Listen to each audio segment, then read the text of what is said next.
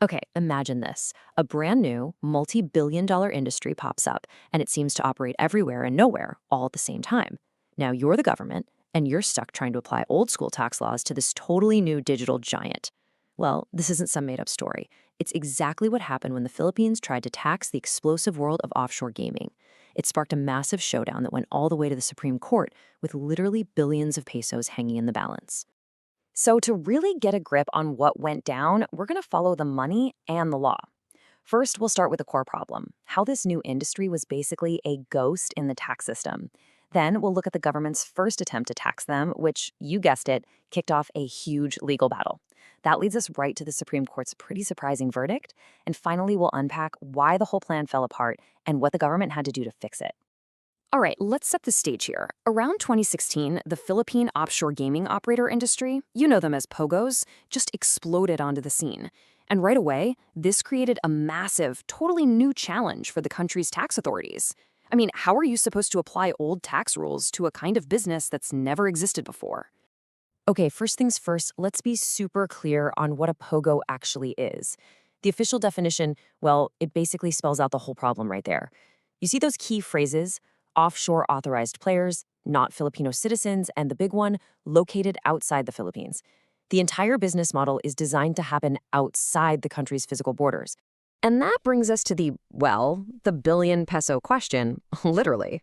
If all the players are in other countries and they're placing their bets from those countries and winning their money in those countries, where exactly is the income being made? This was the puzzle the government, and ultimately the Supreme Court, had to piece together. So how did the government even try to tackle this? Well, they didn't just try one thing. They came at it from two different angles. First, they used a direct regulatory order. And then, in a kind of unusual move, they tucked a tax rule into a completely separate law. You can see on this timeline just how fast everything happened. In 2016, POGOs get officially regulated.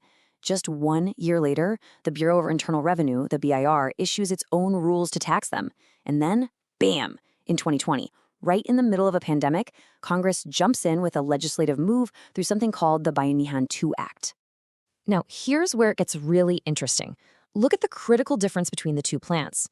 The BIR wanted to tax gross gaming revenues, which is basically the house's profit.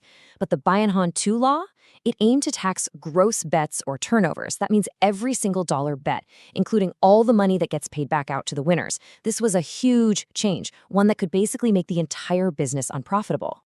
As you can probably guess, the POGO industry didn't just roll over and accept these new taxes. Nope.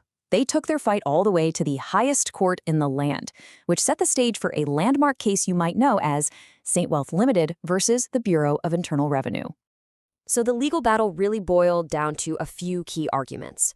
The POGOs said, hey, the BIR can't just invent a tax. Only Congress can do that. They also argued that their income was earned abroad and that this new tax in the Bayanihan law was an unconstitutional rider. On the other side, the government said, look, this is a tax for the privilege of operating here, and you are most definitely doing business in the Philippines. And really, the POGO's whole case hung on this one fundamental idea from the Constitution.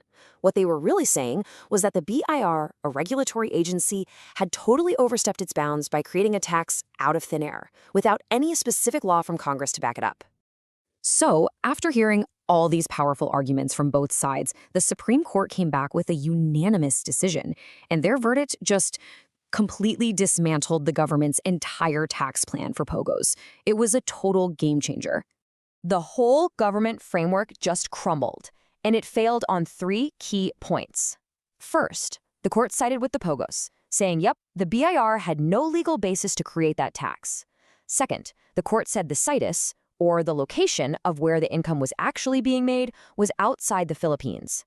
And third, it struck down the tax in the Bayanihan 2 law, calling it an unconstitutional rider. Okay, I know those last two terms, situs and rider, sound a bit like legal jargon. So let's quickly break them down with some simple analogies. It'll make it crystal clear why the government's plan failed so spectacularly. So this idea of situs, it's really the whole key here. The Supreme Court basically said that the income-producing activity, the actual betting, happened where the players were physically located, which was outside the Philippines. It didn't matter that POGOs had offices or servers in the country. The source of the money was abroad. And then you've got this rider rule. The Constitution says that every bill has to be about one single subject, and that subject needs to be in the title. The Bayanihan 2 Act was all about temporary COVID-19 relief, so the court decided that sneaking a brand new permanent tax into that bill was unconstitutional. It just didn't belong there. The Supreme Court's decision pretty much wiped the slate clean, leaving this huge tax vacuum. But here's the thing. While all this legal drama was unfolding in the courts, Congress was already quietly working on its next move. So, seeing which way the wind was blowing, Congress passed what's called Republic Act 1190.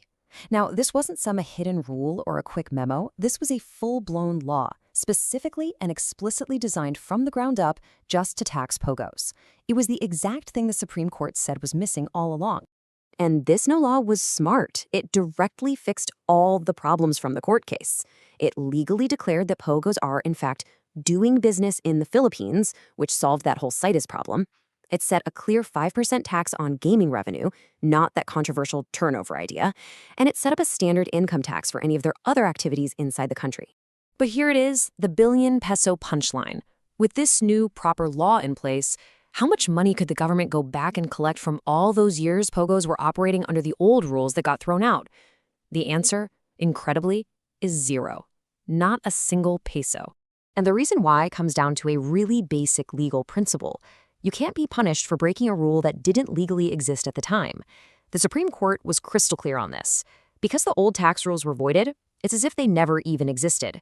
So the new law, RA 11590, could only apply from the day it was passed moving forward. And just like that, all those potential billions in back taxes just vanished.